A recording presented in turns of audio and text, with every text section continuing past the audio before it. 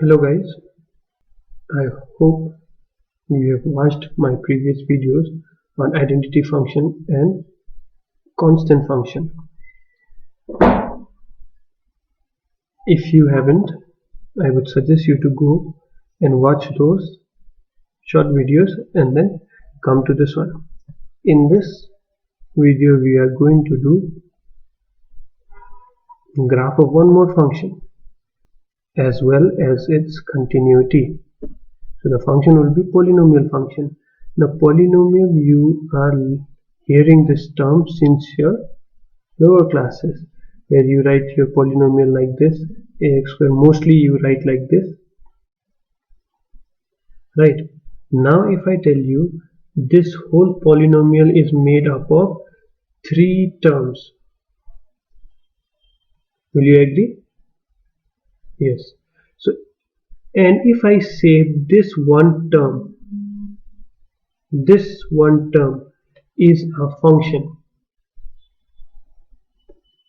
I can say function fx is equals to ax square, okay, and this is also a function which is fx equals to bx, and this is a constant function because you see there is no variable.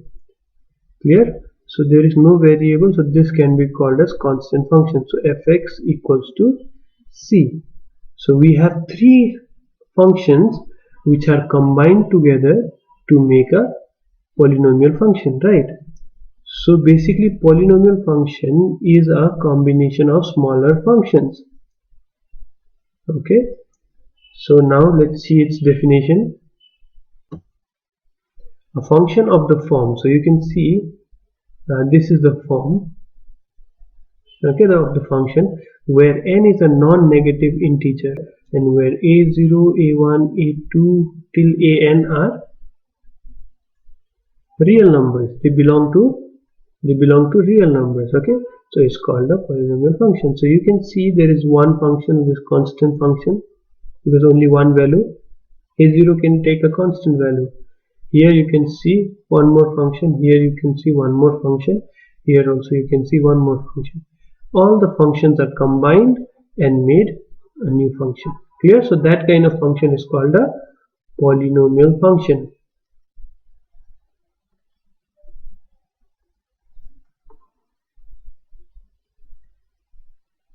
And like you know that if you combine two continuous function, this new function is also continuous, that everyone knows. So if I say this, all these functions which are individually there, if I say they are continuous, then their sum will also be continuous, okay, according to the property of continuity, right? Okay, so this is what we are going to do with respect to continuity. Okay, otherwise the function is something like this: one function, another function, third function, and many more functions are added together to form a polynomial function. So you should not be confused by this big term. Okay, so you understood what is a polynomial function. Okay, polynomial function will be written like this. Basically you were writing in your small classes like this. Okay, the simplest one which you did was this, and now this is the general form of it. So let's see next thing. So we have an example. So you can see if I prove that x square is continuous, okay, x square is continuous, and if I prove x cube is continuous, then you can say x square plus x cube plus x square plus x plus 1, this is also continuous, right? If we talk about continuity here. Clear? Okay, so if this is my function which I am showing it here, I want to show the graph of this function. Okay, so you are given that this function is defined from R to R. It will take real number values and its answer will also be in real number line. Okay, so the question is find its domain and range. Clear? Now here you see this is given to you for, and fx is given as this, for all x belonging to real number. Now looking at this directly, you can say what is the domain. This is the domain. R is the domain. R is the domain for you. But range you can see. Whatever value you put here, suppose you look here, fx is equals to x square. So put x equals to -1. Okay, this is from R. So if you put here -1, f of -1 will be -1 square, right? So see, whenever you have a square function, you will never get an answer which is negative. You'll always get a positive answer. So what is your range? Range will be all the positive values. So that's why what I have written, those x which belong to R, don't confuse between the domain x and range x. Okay, here you are already defining your x here. So range of f are those x which belong to real number line, but they are greater than equals to 0. If I put x equals to 0, f of 0 will be what? 0 square is 0. Clear? But if you go below 0 minus, then you will get only positive answers. Okay, so that's why your range is the collection, a set of, this is set representation, so a set of all the x which belongs to real number line such that these x are greater than equals to 0. Okay, so that is the answer for this. Now let's draw the graph. So before drawing the graph, we need the table. So if my function is fx equals to x square, you put -2 here, -2 you put here, -2 square will give you 4, -1 you put, you will get 1, 0, 0, 1, 1, if you put 2 you will get 4, if you put 3 here, it will be 9, 3 square will be 9. Okay, so let's see how the graph looks.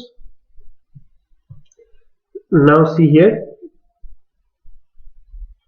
this is 1, 2, 3, 4, 5. Let's say this is 1, this point is 1, and this point is 2, this point is 3, this point is -1, this point is -2, and this point is -3. Now this one is 1, this is 2, this is 3, this is 4. Since we don't have negative y values, so we will not write anything on the y side, you can leave it. Okay, so -2 has 4, so -2 here you can see 4, this is the point, and -1 has 0.1, and then 0 has 0, and 1 has 1, and 2 has 4. So this is your graph, and before moving forward, you see this. How do I write 1, 2 and 3? On x-axis, 5 small division is 1 unit. So see, 1, 2, 3, 4, 5 small division is 1 unit for me. On y-axis also same. 1, 2, 3, 4, 5 units. Small division is equals to 5 small division is equals to 1 unit. Okay, so this is how we draw the graph for fx equals to x square. Now if I ask you whether it is continuous or not, what will you say? Obviously you can see it is continuous. As you move to 4, 5, 6, the graph will go up, it will go sharply, it will go up. Okay, let's see another example now. So another example is fx equals to x cube for all x belonging to R. So we need to find its domain and range. Now let's see. So this is a cube. So if I put fx equals to x, if I have, and I put x equals to -1. Okay, so f of, this is x cube, so f of -1 is equals to -1 cube, right, which will give you -1 only, right? If you multiply -1 3 times, you will get 1 minus minus plus plus minus minus, so you will get this, right? So this suggests us, this will suggest that if you put negative values in this function, mainly this is the function, Okay, this is just a notation to show that it is a function. Okay, so if you put any negative value, the answer will come out to be negative. Clear? So that is the idea. So here your range will be on the left hand side of 0, on the right hand side of 0. Negative side also you will have your range, and positive side also you will have your range.